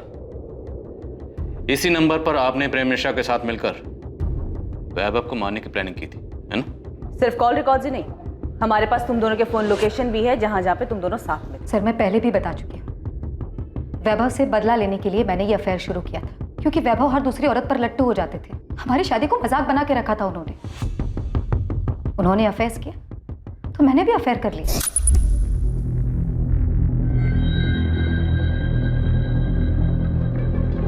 मैं जब प्रेम के साथ थी तब भी मुझे अच्छी तरह पता था कि वैभव मेरा पीछा कर रहा है, मुझ पर नजर रख रहा है। मैं वैभव के चेहरे पर वही दर्द, वही तकलीफ देखना चाहती थी। तुम्हारी हिम्मत कैसे हुई? कैसे हुई तुम्हारी हिम्मत? जैसे तुम्हारी हिम्मत। तुम्हें अगर हर दूसरी औरत के साथ सोने से पहले ना मेरी मंजूरी की जरूरत नहीं है ना, तो मुझे भी किसी के भी साथ सोने के लिए तुम्हारी मंजूरी की कोई जरूरत नहीं है। मैं तुम्हें जान से मार दूंगा। उस प्रेम को तो छोड़ूंगा नहीं मैं। उसकी नौकरी तो गई, उसकी भी जान जाएगी, देखना तुम। मैं भी ललिता को मारना चाहती थी, अब गीता को मारना चाहती हूँ। औरती अपनी हद में रहो तुम। हद में तुम रहो अपनी। तुम्हें क्या लगा? हाँ, सिर्फ तुम मुझे तकलीफ पहुंचा सकते हो। मैं तुम्हें बर्बाद कर दूंगी, समझे तुम? मुझे पता ही नहीं चला कब वैभव से बदला लेते लेते मैं प्रेम को सचमुच पसंद करने लगी थी। वैभव के मना करने के बावजूद मैंने प्रेम के साथ रिलेशनशिप कंटिन्यू किया। तो आपको पता था कि वैभव और गीता का अफेयर था? सिर्फ गीता नहीं, बल्कि मुझे उनके सारे अफेयर्स के बारे में पता था। हमारा बच्चा ना होने की वजह मैं नहीं बल्कि वैभव थी। मैंने फिर भी उनकी इस कमी को इग्नोर किया। क्यों? क्योंकि मैं उनसे प्यार करती थी, एक खुशहाल जिंदगी चाहती थी। मैंने उन्हें नहीं मारा है और ये सब कुछ जो कॉल रिकॉर्ड्स और मोबाइल लोकेशन आप लोग मुझे दिखा रहे हैं, ये सब कुछ प्रेम ने मुझे फंसाने के लिए किया है। हाँ, हमारी बात होती थी, लेकिन उस बातचीत में कोई प्लानिंग नहीं थी, बल्कि हम आपस की बातें करते थे। लेकिन मुझे ये नहीं पता था कि प्रेम के दिमाग में ये सब चल रहा है। वो एक दिन किसी के साथ मिलकर मुझे फंसाने की कोशिश कर रहा है और यहाँ लाकर खड़ा कर देगा जहां पर आपको उसकी सारी बातें सच्ची लगेंगी। ये अदालत आरती जोशी, प्रेम मिश्रा, प्रकाश वर्मा और कमलेश जायसवाल को वैभव जोशी को अगवा करने की साजिश और उसके कत्ल के लिए दोषी पाती है। ये अदालत आरती जोशी को उनके पति वैभव जोशी के कत्ल और किडनैपिंग के जुर्म में 10 साल की सजा सुनाती है। आरती बहुत चालाक औरत थी। भले ही उसने आपके सामने या कोर्ट में अपना जुर्म कबूल नहीं किया, पर आपकी बनाई हुई चार्जशीट के आधार पे ही तो कोर्ट में उसे सजा हुई थी। तो क्या हम गलत थे? हो क्या गया सर आपको? आप क्यों अचानक आरती के बुने जाल में फंस रहे हैं? आरती का मर्डर हो चुका है। अगर ये जाल आरती ने बुना था तो फिर आरती को किसने मारा? उसे उसके किए की सजा मिली है सर, और कुछ नहीं। वैसे आप क्यों उसे बेगुनाह साबित करने पे तुले? वो मुझे सारा इल्जाम अपने सर लेने के लिए कह रही थी। जब हमें यहाँ से निकाला गया अपने वकील से मिलने के लिए, तब आरती मुझसे मिली थी। प्रेम, मेरे पास टाइम बहुत कम है, प्लीज मेरी बात सुनो। कितनी कमीनी निकली तुम। मेरे वकील ने सब बताया मुझे कि तुम और तुम्हारे वकील सब मुझ पे थोपने वाले। देखो आरती, अगर मैं डूबा ना तो तुम्हें भी साथ लेके डूबूंगा। प्रेम, मेरी बात तो सुनो। मेरे पास एक आइडिया है। नहीं चाहिए तुम्हारा कोई आइडिया वाइडिया। देखो, हम जैसा चाहते थे ठीक वैसे ही हो रहा है। वैभव भी मर चुका है, बस हमें एक गेम खेलना है, उसके बाद हम दोनों बच जाएंगे। उस दिन कहाँ गया था तुम्हारा ये हम दोनों? जब पुलिस के सामने चिल्ला चिल्ला कर कह रही थी कि वैभव को मैंने किडनैप किया है, मैंने मारा है, तुम्हारा इसमें कोई हाथ नहीं है। जिंदगी बर्बाद कर दी तुमने मेरी। मैंने कोई जिंदगी बर्बाद नहीं की प्रेम। एक बार ठंडे दिमाग से सोच कर देखो, अगर हम दोनों जेल में रहेंगे तो किसी काम के नहीं रहेंगे। वाह, तो अब तुम ये चाहती हो कि मैं जेल जाऊं और तुम बाहर मजे करो? देखो, मेरे पास बहुत पैसा है। अगर तुम कोर्ट में ये गवाही देते हो सबके सामने कि तुम्हें नौकरी से निकाल देने पर गुस्से में आकर तुमने ये सब कुछ किया है और इस जंजाल से मुझे आकर बाहर निकाल। ये जंजाल तुम्हारा फैलाया हुआ है। प्रेम, एक बार सोच कर देखो, हम अपनी जिंदगी नए सिरे से शुरू कर सकते हैं। इनकम की टेंशन नहीं है। वैभव की क्लास अब मेरी है। तुमने रिलेशनशिप के लिए इतना कुछ किया, अब मेरी छोटी सी बात भी नहीं मानोगे? नहीं, कभी नहीं। अगर मैं जेल गया तो तुम भी बाहर नहीं घूम सकती। और हाँ, एक मर्डर करने के लिए जो सजा मिलती है ना, दूसरे के लिए भी वही सजा मिलेगी। क्योंकि तुमने मेरे साथ जो किया है, उसके बाद अगर मैं तुम्हारा खून भी कर दूं तो मुझे कोई दुख नहीं होगा। मैं कभी सोच भी नहीं सकता था कि तुम इतनी कमीनी निकलोगे। आरती बहुत पहुंची हुई चीज थी। उसने अपने पति का मर्डर प्लान किया और मुझे भी उसका हिस्सा बना लिया, और मैं बेवकूफ उसके जाल में फंस भी गया। तुम्हारी बेल तो पहले भी ना होती, अब आरती के मर्डर के बाद तो और नहीं होगी। इसलिए कहानियां बनाना बंद कर। अब आपको मेरा सच भी कहानी लग रहा है? तो ठीक है, अब आपको मुझसे कुछ नहीं मिलने वाला। और हाँ, अगर आपको लगता है कि मैं यहां जेल में बैठ करके वहां आरती का मर्डर करवा दिया तो यही सही, क्योंकि अब मुझे कोई फर्क नहीं पड़ता है। बल्कि मुझे तो इस बात की खुशी है कि वो कमीनी मर गई। अब इतना बताया तो ये भी बता दो कि तुमने वैभव जोशी को मारा और आरती को फंसाया। अगर ऐसा है भी तो क्या? आरती को वैभव मर्डर केस में सजा हो चुकी थी और अब तो आरती भी मर चुकी है। प्रेम मिश्रा, वैभव के मर्डर और आरती के मर्डर का मास्टरमाइंड आरती का भाई मोहन ठाकुर है। उसने तुमसे प्रॉमिस किया है कि वो तुम्हें पैसे देगा और जेल से बाहर निकालेगा। कमाल कर दिया सर आपने। ये सवाल आपको 2 साल पहले पूछना चाहिए था ना। उस वक्त ये एंगल हमारी नजर से छूट गया था। बोलो, क्या मोहन ने फंसाया था आरती को? ये बात सच है सर। मोहन सर नहीं चाहते थे कि आरती फिर से क्लासेस ज्वाइन करे। मोहन ने कोचिंग सेंटर पूरी तरह अपने कब्जे में ले लिया? पता नहीं सर, पर मैंने एक बार मोहन सर को बात करते हुए सुना था, तब मुझे भी उनकी बात सही लगी थी। तुम्हें समझ में नहीं आ रहा है कि हमारे इंस्टीट्यूट के लिए कितना बुरा है ये? भले तुम बेल पर बाहर हो, मगर दुनिया ये नहीं बोलेगी कि तुम्हें कन्विक्टेड मुजरिम हो। भैया, आपको भी यही लगता है? मुझे क्या लगता है क्या नहीं लगता, उसे कोई फर्क नहीं पड़ता है। दुनिया को तो यही लगे ना, एक लड़की जिसने अपने पति को मार दिया वही ये क्लासेस चला रही है। आरती, ये एक इंस्टीट्यूट है, दिस इज बिजनेस। आप अच्छी तरह से जानते हैं कि मुझे फंसाया गया था। मेरी भी एक लाइफ है। हाँ लाइफ है, मगर कानूनी तरीके से जेल के अंदर। बस भैया, ये क्लास मेरी है और वैभव के बाद उनके शेयर भी मेरे हैं और आपका शेयर सिर्फ 25% है। सो प्लीज मुझे ये बताने का आपके पास कोई हक नहीं है कि मैं क्या कर सकती हूं और क्या नहीं।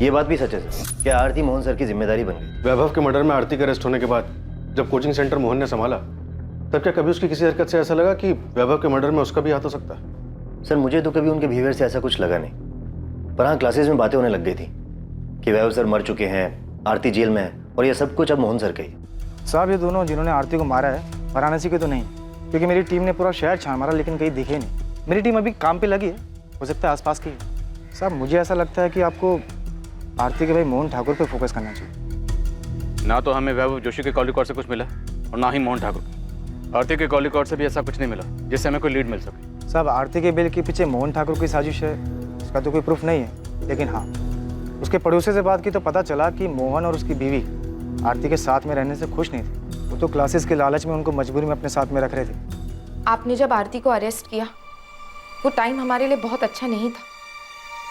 हमारा एक बच्चा है जो अभी क्लास 7 में आया है।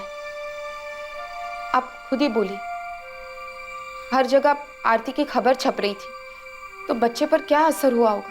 तो अगर आरती के अरेस्ट होने से आपको इतनी परेशानी हुई, तो जब आरती जमानत पर बाहर आई तब तो आपको और भी दिक्कत हुई होगी। आप जैसा समझे सर, लेकिन आरती जैसी जिद्दी लड़की मैंने आज तक नहीं देखी। घर पर रहने तक तो ठीक था, लेकिन वो क्लासेस में प्रॉब्लम क्रिएट करने लगी। उसे समझ ही नहीं आ रहा था कि उसके क्रिमिनल रिकॉर्ड की वजह से क्लासेस पे क्या असर पड़ेगा।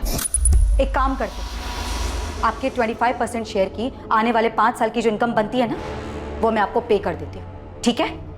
आरती, इतना आसान नहीं है ये। शेयर दोगी तुम?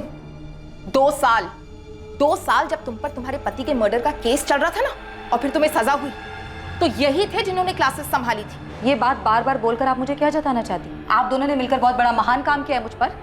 वो क्लासेस मैं और मेरे पति मिलकर चला रहे थे। वही पति जिसका तूने खून कर दिया।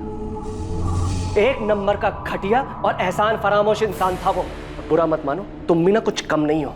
आरती, तुम्हें पता भी है तुम्हारे यहाँ रहने से हमें क्या क्या सुनना पड़ता है? उस वक्त भी लोगों ने हमें न जाने क्या क्या कहा था। वाह, आपको तो सब याद है, लेकिन ये याद नहीं होगा कि पति का मर्डर करने वाली उसी औरत की क्लासेस की कमाई पर आप ऐश कर रही हो। लेकिन हाँ, मेरे यहाँ रहने और क्लासेस ज्वाइन करने से आप लोगों की जिंदगी तबाह हो जाएगी। तुम्हें यहाँ पर रहने से कौन मना कर रहा है? तुम रहो ना यहाँ पर, तुम्हारा ही घर है। हम बस इतना चाहते हैं कि तुम क्लासेस से दूर रहो। हमने आरती को कितना समझा, लेकिन उसने हमारी एक नहीं सुनी।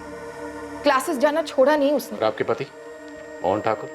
मेरे पति आरती के बड़े भाई, क्लासेस शुरू करने में उन्होंने ही उसकी हेल्प की थी, जिसके बदले मोहन को कोचिंग के प्रॉफिट में शेयर मिलता है।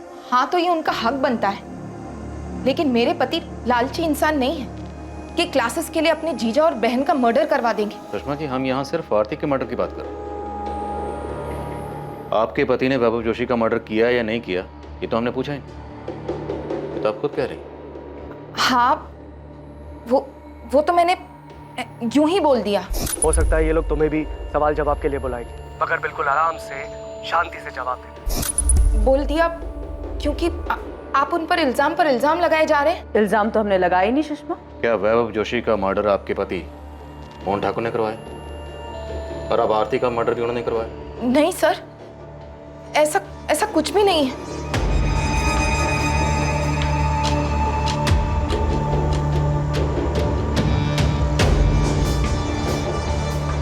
मोहन और सुषमा ठाकुर पर नजर रखो। इस बार शायद हम सही दिशा में। अगर इन लोगों ने कुछ किया तो कोई ना कोई गलती जरूर करेंगे, तभी उठा लेंगे ना। सर, हमें मोहन की बैंक स्टेटमेंट चेक करनी चाहिए। अगर उसने सुपारी दी है तो कैश देने के लिए क्लियर को पैसे भी निकालो।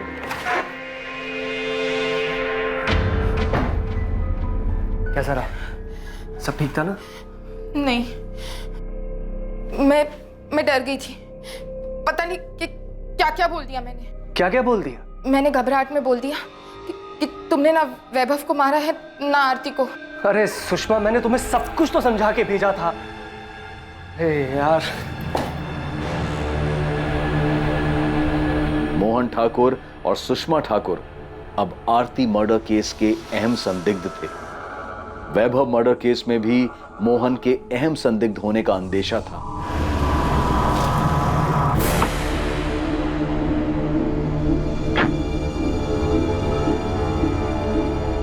प्रेम मिश्रा से भी लगातार अलग अलग तरीके से पूछताछ की गई, इस उम्मीद में कि शायद प्रेम से कोई लीड मिल पाए जिससे वैभव और आरती मर्डर केस में मोहन की भागीदारी का पता चल सके। सर, मोहन ठाकुर के पर्सनल अकाउंट से या एवी सेंटर के बैंक अकाउंट से पिछले 3 महीने में कोई भी बड़ी रकम नहीं निकली। पेमेंट की नहीं गई होगी, करने वाला होगा। सर, सुपारी किलर इतने दिनों तक पैसों का इंतजार नहीं करते, कुछ ना कुछ एडवांस तो दिया होगा। पुलिस मकसद और दिशा खोजने की कोशिश कर रही थी, तभी उनके पास एक फोन आया जो आरती मर्डर केस में उन्हें एक क्लू देने वाला था। हेलो, आपको कभी पता नहीं चलेगा कि आरती जोशी की सुपारी किसने दी थी। जानता तो ये बता के तूने फोन क्यों किया? ये कंफर्म करने के लिए कि हमें कुछ पता चला है या नहीं चला? ये बताने के लिए कि तुम लोग कातिल के बहुत करीब होकर भी बहुत दूर हो, उस तक इतनी आसानी से नहीं पहुंच पाओगे जैसे वैभव जोशी मर्डर केस में नहीं पहुंच पाए थे। अच्छा लगा सुनकर कि तुझे सब कुछ अच्छी तरह से पता है, लेकिन फोन करने की जहमत क्यों की? क्योंकि मैं चाहता हूं कि इस बार तुम लोग किलर तक जल्दी पहुंच जाओ। अच्छा लगा सुनकर कि तुझे सब कुछ अच्छी तरह से पता है, लेकिन फोन करने की जहमत क्यों की? क्योंकि मैं चाहता हूं कि इस बार तुम लोग किलर तक जल्दी पहुंच जाओ। बता हमें क्या करना चाहिए, फिर क्लू दे। सिर्फ क्लू नहीं, मैं तुम्हें मर्डर करने वाले का नाम दे रहा हूं, प्रेम मिश्रा।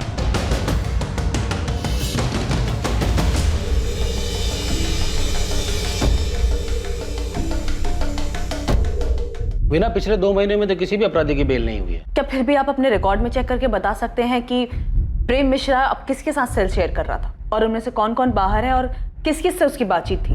तो शायद हमें थोड़ी हेल्प हो जाएगी। पर मुझे लगता नहीं है कि प्रेम मिश्रा ने कुछ किया होगा। तुम्हें तो पता ही है कि ये स्टेट शीटर्स बिना अपने फायदे के कोई भी काम नहीं करते, और भला यहाँ जेल में बैठकर प्रेम मिश्रा क्या दे सकता है उन्हें? सर, फोन इलाहाबाद के पीसीओ से किया गया था, लेकिन पीसीओ वाले को याद नहीं है कि फोन किसने किया था।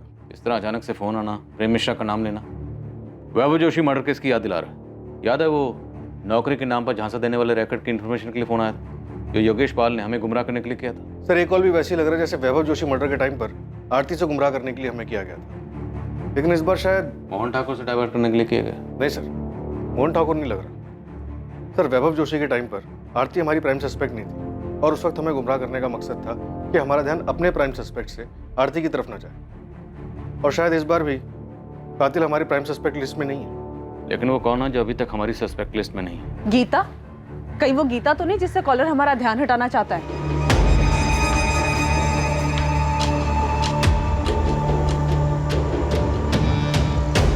गीता ने वैभव के मर्डर का बदला लेने के लिए आरती का मर्डर कर दिया। सर, गीता और वैभव अफेयर में थे, वो शायद शादी करने वाले थे, लेकिन उसके पहले ही वैभव का मर्डर हो गया। तो जब आरती को बेल मिली तो गीता ने अपना बदला लेने के लिए उसका मर्डर करवा दिया होगा। आरती को बेल किस ग्राउंड पर मिली थी? हेल्थ ग्राउंड पर सर, उसे अर्थराइटिस था। दिसंबर 2018 में आरती को जेल हुई थी। उसके भाई मोहन ने जनवरी 2019 से बेल के लिए ट्राई करना शुरू किया। आरती को फाइनली बेल मार्च 2019 में मिली।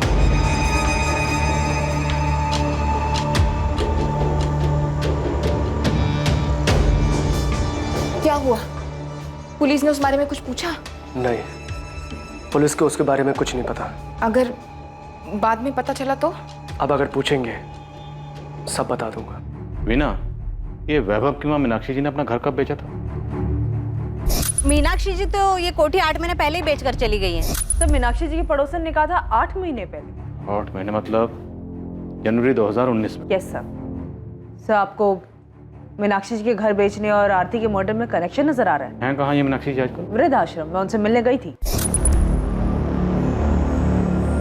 मीनाक्षी जी, ये पहचाना आपने मुझे? मैं पिछली बार आपसे मिली थी जब वैभव का मर्डर हुआ। आपकी बहू आरती का मर्डर हो गया है। मैं आज तक समझ नहीं पाई, जब आपस में बन नहीं रही थी, एक दूसरे की कोई बात मंजूर नहीं थी, तो अलग हो जाते। मारने का क्या मतलब था? उनको देख के लगा कि उनकी जीने की इच्छा ही खत्म हो गई।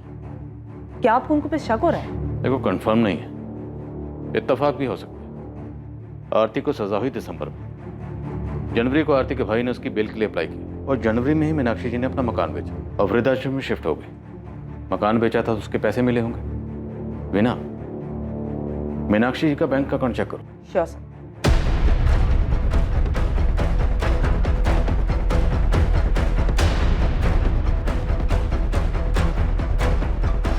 उस्मान, मीनाक्षी जोशी के कॉल रिकॉर्ड्स नहीं है क्योंकि वो फोन यूज ही नहीं करती। सर बिना फोन के कोई कॉन्टैक्ट प्लेयर को सुपारी कैसे देगा? हम मीनाक्षी जोशी के दामाद किशोर और बेटी पार्वती के कॉल रिकॉर्ड्स देख रहे हैं। उनके दामाद का कहना है कि वो और वैभव पहले दोस्त थे, बाद में रिश्तेदार बने। हम दोनों एक दूसरे के बहुत करीब थे। मैं तो वैभव को तब से जानता था जब हमारा रिश्ता बना भी नहीं था। लेकिन ये पार्वती और किशोर तो मीनाक्षी को देखने तक नहीं जाते। तुम दोनों पे नजर रख, कभी कभी तीर अंधेरे में भी निशाने पर लग जाता। मैं मूर्तिगंज पुलिस स्टेशन से assistant sub inspector Veena Shukla बोल रही हूँ। मुझे एक अकाउंट की डिटेल्स जल्द से जल्द चाहिए। मैं रिक्वेस्ट मेल कर दे रही हूँ, थोड़ा जल्दी कीजिएगा।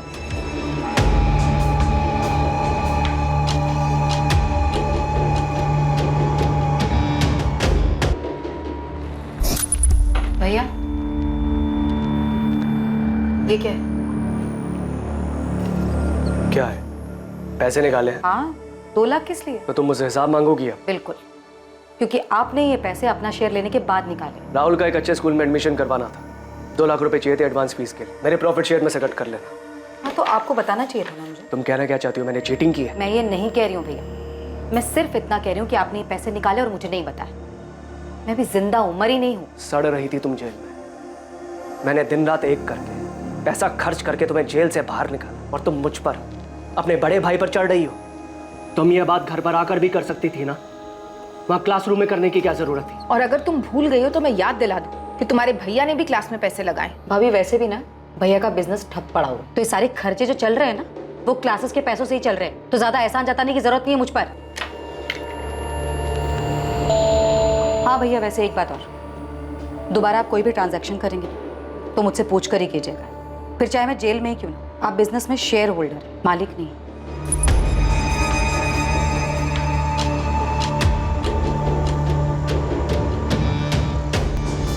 जिस अंधी गली में इन्वेस्टिगेशन दाखिल हुई थी, उसी अंधी गली से आरती जोशी मर्डर केस का आखिर में रास्ता खुलने वाला था। पुलिस ने अंधेरे में जो तीर चलाया था, वो तीर आरती मर्डर केस में निशाने पर लगा था। लेकिन इस सफलता से पहले एक उससे भी बड़ी सफलता इस केस में सामने आने वाली थी। आसमान बोल, पार्वती और किशोर का कुछ पता चला? सर वहाँ कुछ मिले या ना मिले, यहाँ 2 पंटर मिले, ये वसीम बेग और बिलाल कुरैशी। कौन है ये दोनों? मैडम ने आप लोग को बुलाया है।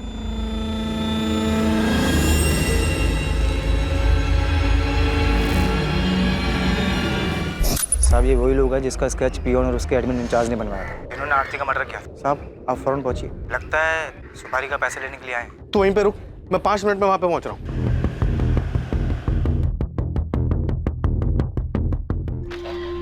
सर, आपका शक सही था, काफी घुमाकर प्लानिंग की गई। मीनाक्षी जोशी के अकाउंट से पैसे दिए गए? नहीं सर, लेकिन घर बेचने के बाद की कहानी कुछ और है जो हमसे छुपाई गई। हमसे चूक हो गई सर, हमने सिर्फ मोहन का अकाउंट चेक किया, लेकिन घर बेचने के बाद मीनाक्षी जी को 55 लाख रुपए मिले, जिसमें से 40 लाख रुपए उन्होंने पार्वती के अकाउंट में ट्रांसफर किए। ये किशोर और पार्वती तो कुछ और ही कहानी सुना के गए थे।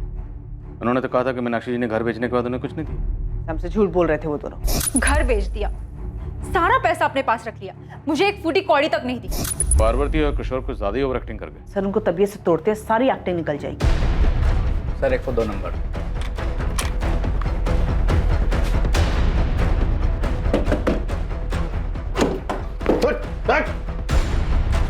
अकेला ठोकेगा या अपने पार्टनर के साथ? बुला वसीम को। बस वसीम। चलिए माँ जी, पार्वती और किशोर आपका पुलिस स्टेशन में इंतजार कर रहे हैं। बैलेंस पैसे लेने आए थे सर। तुम दोनों में से मुझे फोन किसने किया था? मैंने किया था सर, वो भी हमारे प्लान का हिस्सा था। एडवांस कितना मिला था? 4 लाख। और बैलेंस कितना था? 6 लाख सर। आज की तारीख फिक्स हुई थी बैलेंस लेने के लिए। ये 4 लाख है, बाकी 6 काम होने के बाद कल काम हो जाएगा। अच्छा, उसके सीए का नाम सुरेश पुजारी है। एक बार में याद हो गया था भाई। उसके जीएसटी का भी पता करके आए। तुम टेंशन मत लो, कल काम हो जाएगा।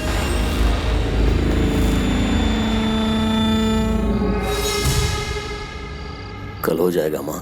कह दिया उसे कि उसे भी उतना ही दर्द होना चाहिए जितना मेरे बेटे को हुआ था। उसे दर्द होगा, वैभव से ज्यादा दर्द होगा उसे। आरती को मारने की प्लानिंग आपने जनवरी में शुरू कर दी थी। मैं पहले ही मारना चाहती थी, लेकिन जनवरी में पक्का कर लिया था। आज फिर कोर्ट में उसकी बेल की सुनवाई है माँ। बस उसे बेल जल्दी मिल जाए। देखिए, लगता तो इस बार जल्दी मिल जाएगी। आप यहाँ क्या कर रही हैं? आप क्या चाहती हैं आप? तुम तो शुरू से ही कहती रही कि तुमने वैभव को नहीं मारा।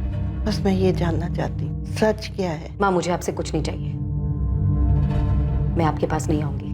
जैसी तुम्हारी मर्जी। बस मैं तो ये जानना चाहती हूँ कि तुमने वैभव को मारा है। बोल बेटा, तुमने ही मारा है ना? हाँ, मैंने मारा वैभव को, क्योंकि वो अपने घटियापन और अपनी गंदी चीजों से बाज नहीं आ रहा था। 5 सालों में जो दर्द और जो तकलीफें उसने मुझे दी है, वही दर्द मैं उसे देना चाहती थी। हाँ, मैंने मारा है आपके बेटे को, क्योंकि मैं आपके बेटे से नहीं बल्कि प्रेम मिश्रा से प्यार करती हूँ। पर तूने मुझे पहले कभी कुछ बताया क्यों नहीं? मैं अपने बेटे से बात करती, वो तेरे रास्ते से हट जाता और तू अपनी जिंदगी जी लेती। मैं उसे छोड़ना नहीं चाहती थी, मारना चाहती थी। मैं ये घर बेच दूंगी और वृद्धाश्रम चली जाऊंगी, और वहां पे तुम दोनों में से कोई भी मुझे मिलने नहीं आएगा। और इस तरह किसी को मुझ पे भी शक नहीं होगा और तुम लोगों पे भी नहीं होगा। उन पैसों से मैं आरती को मरवाऊंगी। मार दिया मैंने उसे, मार दिया। उसे वही दर्द दिया जो उसने मेरे बेटे को दिया था। मैं कबूल करती, ये सब मैंने अकेले किया है। इसमें मेरी बेटी और दामाद का कोई लेना देना नहीं। मीनाक्षी जी, कानून किसी की मर्जी या खुशी के लिए काम नहीं करता। आरती के मर्डर के लिए दोनों को भी सजा होगी। देखिए, मैंने जो कुछ भी किया, मुझे इस बात का कोई अफसोस नहीं। मैं अपना जुर्म कबूल करता हूँ। मुझे भी कोई अफसोस नहीं है। अपने बेटे की मौत का बदला लेके खुश हैं आप? हाँ, मुझे बदला लेना था। उसने मेरे बेटे को मारा, मैंने उसकी जिंदगी खत्म कर दी। मीनाक्षी जी, आपने सिर्फ आरती की जिंदगी खत्म नहीं की, बल्कि अपनी बेटी और दामाद की जिंदगी भी खत्म कर दी। मोहन और सुषमा को डर था कि बेटे के एडमिशन के लिए निकाले गए 2 लाख रुपए कहीं उन्हें बेवजह आरती मर्डर केस में ना फंसा दे। प्रेम मिश्रा और उसके दोनों साथी वैभव मर्डर केस में जेल में सजा काट रहे हैं। किशोर राजपूत, बिलाल कुरैशी, वसीम बेग, पार्वती राजपूत और मीनाक्षी जोशी को आरती मर्डर केस में बुक किया गया है। कोई ये कैसे सोच सकता है कि किसी की जिंदगी खत्म कर देने से रिश्तों में आई इन दूरियों का समाधान हो सकता है? ऐसे घिनौने विचार सिर्फ एक रिश्ते से छुटकारा पाने के लिए दिमाग में पनप भी कैसे सकते हैं? और ऐसे विचारों को कोई कैसे स्वीकार कर सकता है? आखिरकार वैभव की हत्या से आरती को क्या हासिल हुआ? और बदले की भावना से आरती की हत्या करके मीनाक्षी जोशी, उसकी बेटी और दामाद को क्या मिल गया? हत्या किसी झगड़े का हल नहीं हो सकती और ना ही किसी मुसीबत का अंत हो सकती है, बल्कि ये मुसीबतों की शुरुआत होती है जिसका अंत बहुत ही नुकसानदायक और दर्दनाक होता है। सही और आसान उपाय यही है कि अलग हुआ जाए और अपनी जिंदगी अपनी मर्जी से आगे बढ़ाई जाए। अब मैं अनूप सोनी आपसे विदा लेता हूं। कल रात 11 बजे आपसे फिर मुलाकात होगी एक और नए केस के साथ। और याद रखें, क्राइम और आपके बीच में सिर्फ इतना फर्क है कि आप कितने सतर्क हैं। सतर्क रहें, सुरक्षित रहें, नकारात्मक विचारों से दूर रहें और अच्छे विचारों को जगह दें। जय हिंद। क्राइम पेट्रोल्स के और भी दिलचस्प कहानी देखने के लिए हमारे चैनल को सब्सक्राइब करें और बेल आइकॉन दबाना न भूलें।